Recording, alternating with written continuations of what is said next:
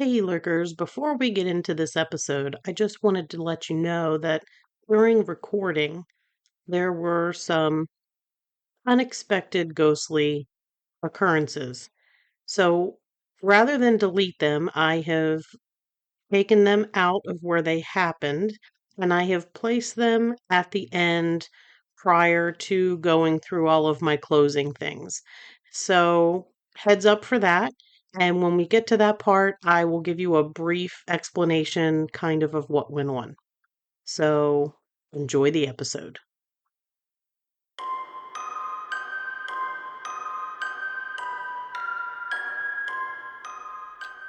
I fear not the dark itself, but what may lurk within it. Welcome to Lurk, bringing you creepy, strange, and bone-chilling stories, with your host, Jamie Jackson.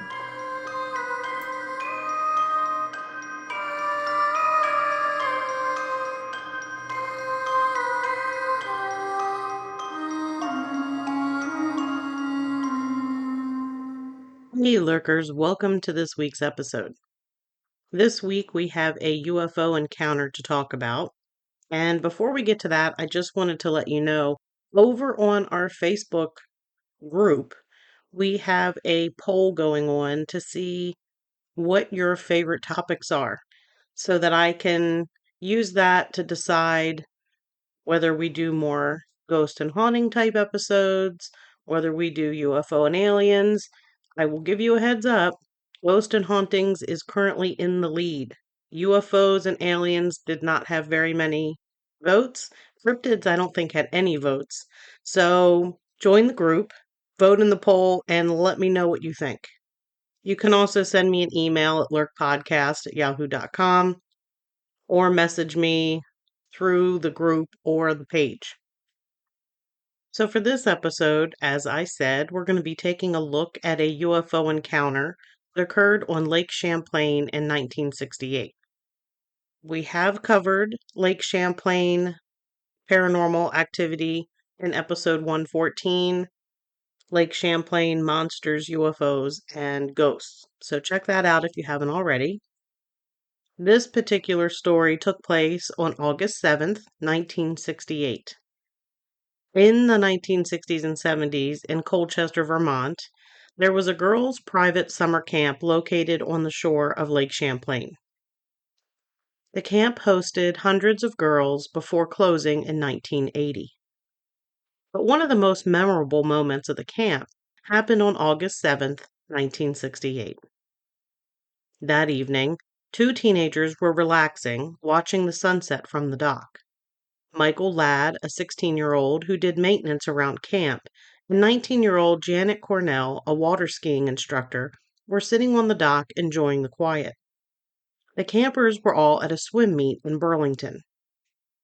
While they sat on the dock watching the sun sink lower into the lake, they noticed a bright light in the sky. At first, they thought it was the planet Venus. Then it began falling toward the ground. Michael said, "Hey, look, Venus is falling." It was soon realized that it was not Venus when the object began to rapidly fall, and then three separate objects split off of it. The three objects began doing maneuvers like spirals, flips, zigzags, and sudden stops and starts. Michael didn't think it was possible for known aircraft to do maneuvers like the ones they were witnessing. While the three objects did their aeronautical acrobats, the largest, original object had ascended out of the line of sight. The three objects eventually stopped and formed a triangle formation before two of the three took off.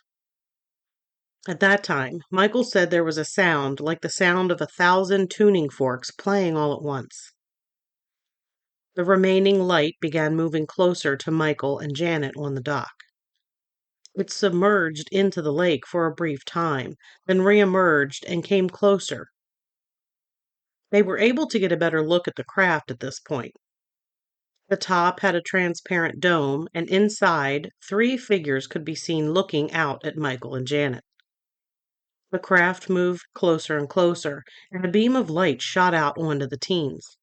The top had a transparent dome, and inside, three figures could be seen looking out at Michael and Janet. The craft moved closer and closer, and a beam of light shot out onto the teens. According to Mike, the beam had an X ray type quality. Not in the sense of seeing bone, but it was so bright that you could see blood and the outline of bones through the skin.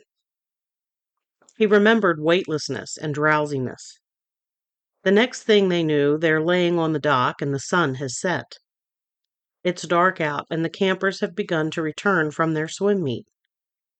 That was all that Michael could remember about what had happened that night. Michael and Janet didn't discuss what happened with each other. Late that night, Michael wanted to talk to Janet, but his presence was forbidden in her area of camp. They didn't have a chance to speak, and in a couple of weeks, camp ended and they went their separate ways. Mike did tell some of his friends at camp. None of them believed him. Over a 10-year period following the encounter, Mike began having bad dreams about what had happened. They were mild at first, but got increasingly worse, and he decided he needed to get some help. He reached out to the Center for UFO Studies, and Walter Webb took the case. I'm going to pause in the story here to tell you briefly that according to their website, the Center for UFO Studies is an international group of scientists, academics, investigators, and volunteers dedicated to the continuing examination and analysis of the UFO phenomenon. Our purpose is to promote serious scientific interest in UFOs and to serve as an archive for reports, documents, and publications about the UFO phenomena. It was started by J. Allen Hynek, who served as the astronomical consultant for Project Blue Book. I've mentioned Hynek a few times in other UFO topic episodes. Walter N. Webb graduated from Mount Union College with a degree in biology and began a career in astronomy at the Smithsonian Astrophysical Observatory. He spent 32 years as a senior lecturer and operations manager of the Charles Hayden Planetarium in Boston. He was also the first investigator on the Betty and Barney Hill case that we covered in episode 24. In order to gain more insight on what happened to Michael and Janet between the time the beam of light shined on them and when they woke up on the dock at night, Webb used hypnotic therapy. Under hypnosis, Michael remembered more details about the craft. When it got closer, he said it was the classic saucer shape with two plates on top of each other, more elongated, like a cigar. Around the edge were lights that pulsed and changed color, from purple to blue to green to red. Only one color was visible at a time. When it got close, it submerged and hit the water with a powerful force. Mike recalled that he struggled to keep his footing. The wildlife reacted, making noise, and the trees were creaking as though in a high wind. The noises from the woods continued until the craft reemerged, and then everything became still. The craft began emitting a low hum. Mike was terrified at this point. Up until now, he was interested in what the lights were doing. But now he realized that whatever the craft was, it meant business. His fear increased as it got closer. He looked at Janet, expecting her to also be afraid, but she seemed to be in a trance-like state. Michael saw two figures in the dome. They seemed shorter than the average adult, around 5 feet. Their bodies were not proportioned. They had large heads, large frontal eyes that were black and wrapped around to the side of their head. At one point, he thought they were goggles. They had long, slim necks and wore green or gray jumpsuits. Michael called out to them, asking what they wanted, and they spoke telepathically to him. "We're not here to harm you," they said, and Michael was surprised by hearing the voice in his head.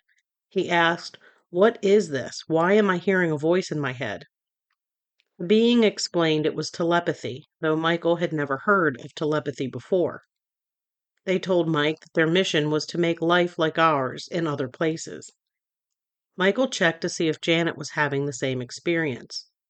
She was having a conversation with the other being. Again, they said that they weren't there to harm them.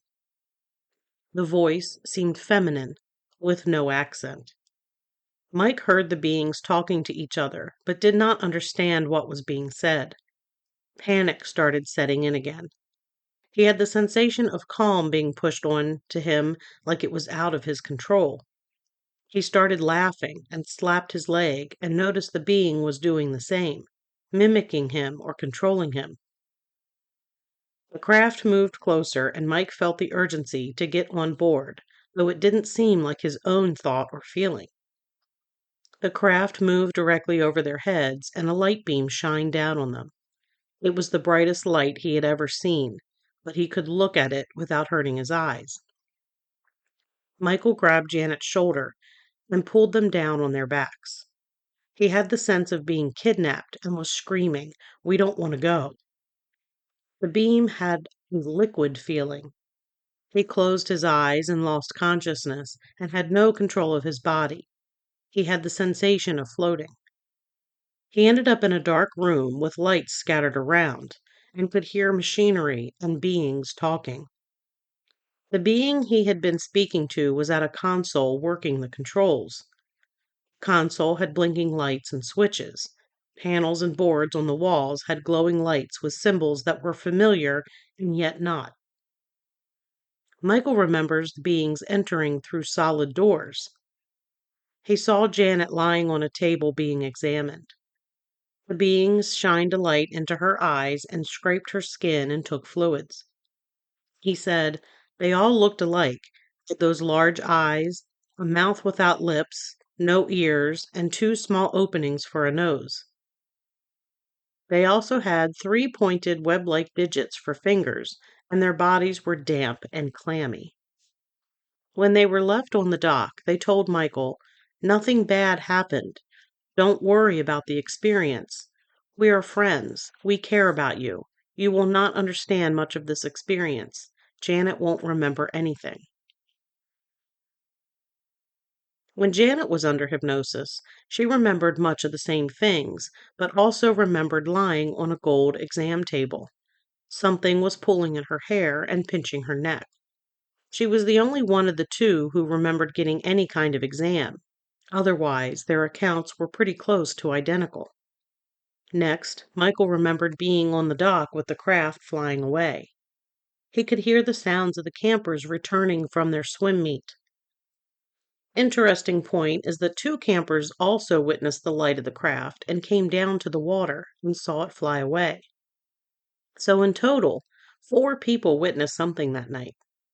Walter Webb said that at first he was skeptical of Michael when he first came forward, but by the end of his investigation, he believed completely that both Michael and Janet were being truthful.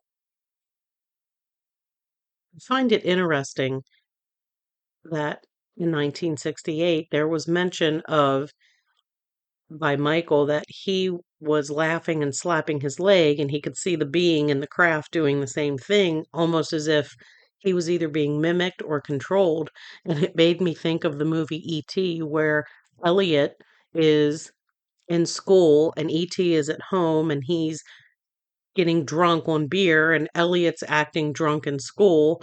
And then E.T. is watching the movie with the man and the woman, and he like flings the woman with his arms and then pulls her to him and they kiss. And Elliot does the same thing to the girl in his classroom.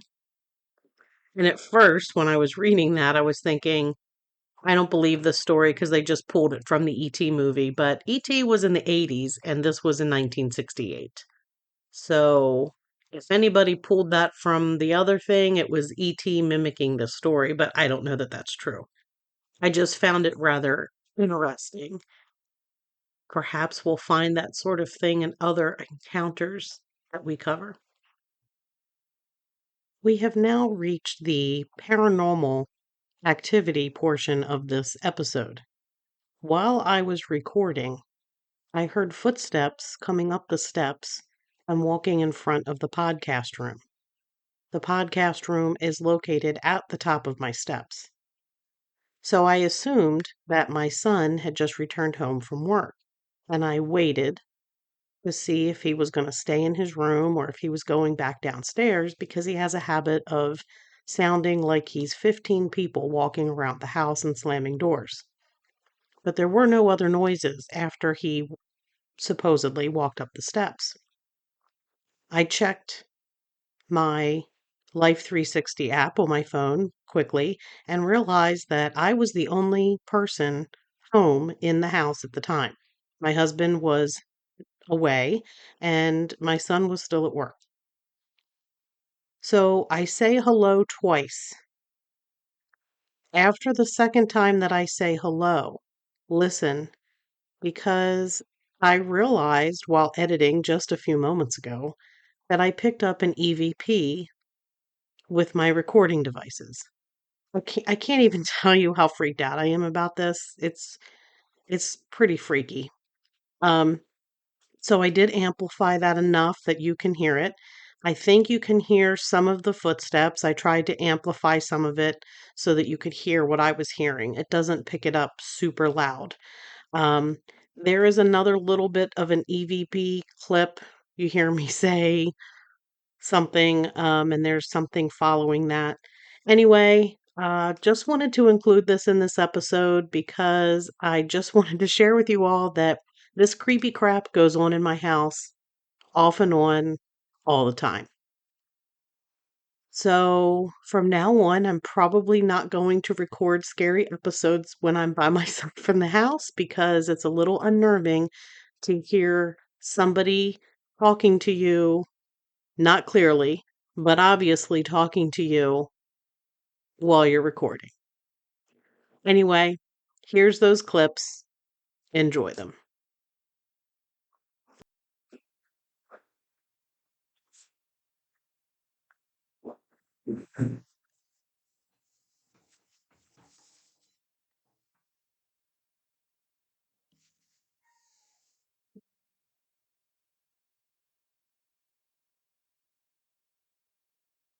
Hello?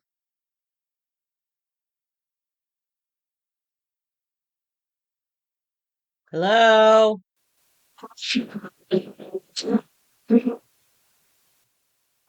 Be great if the ghost would decide to not bother me while I was trying to record. But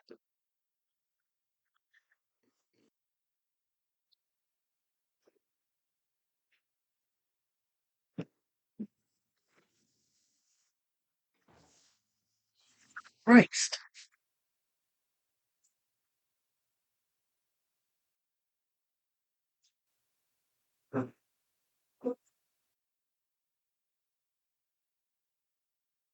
Their bodies were not proportioned.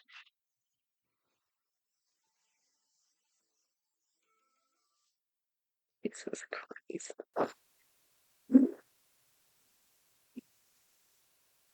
Anyway, that's going to do it for this episode of Lurk. Sorry it was a little shorter, but I did want to share this story because it's one that I didn't know about until I started looking into Lake Champlain 2 years ago, back when I visited while I was up north for the Whitehall, New York Sasquatch Festival. Remember, you can find Lurk wherever it is that you listen to your favorite podcast. We are on all the major ones and most of the minor ones. So you can find us on Spotify, Apple Podcast, iHeartRadio. We are on YouTube, if that's how you like to listen to your podcast. Shout out to YouTube listeners. We are growing quite the following on there, so thank you. If you have any topic suggestions, please feel free to send them our way. You can also find Lurk on our website at lurkpodcast.com. The website is brand new if you haven't already heard, and we've got episodes, we have a new blog, and we have the ability for you to subscribe to our new newsletter. So go on the website, scroll to the bottom of the page. It should be on the left-hand corner. You can input your email and click to subscribe to the newsletter. That should be released on a monthly basis, probably mid-month. It's going to have all kinds of whatnot in it. Some of it may be related to paranormal, some of it might be true crime, and some of it might be some behind the scenes here. So make sure you check that out. And since I mentioned the Whitehall Sasquatch Festival, just know that we are not going up there this year. We will be missing out on that because the plan is to go to a paranormal podcast festival in New Orleans that same weekend. So if you're in that area, check that out. There will be more information to come. And until next time, keep lurking.